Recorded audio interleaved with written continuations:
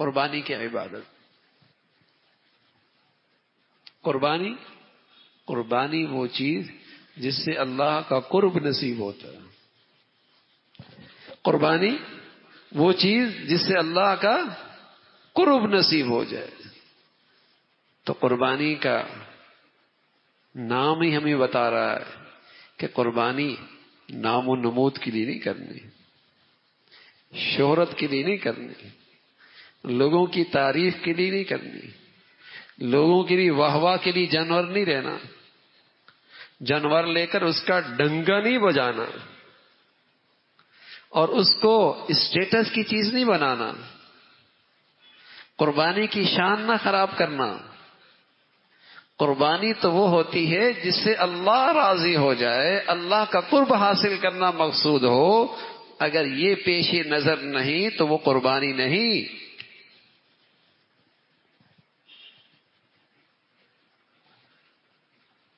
ہر چیز میں شیطان اپنا حصہ ڈال لیتا ہے، اپنا حصہ کر لیتا ہے.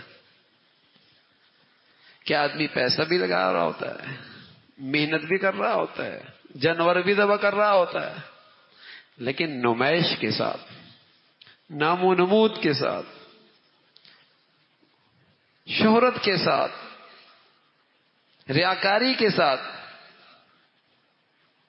بس اوقات اپنی نیکی ضائع کر دیتا.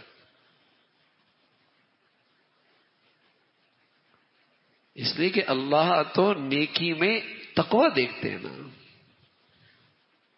پرہیزگاری دیکھتے ہیں کہ اس کے دل میں میری ذات کو راضی کرنے کا جذبہ کتنا ہے. یہ جذبہ دیکھتے ہیں. اس جذبے کے ساتھ قربانی خریدے، اس جذبے کے ساتھ.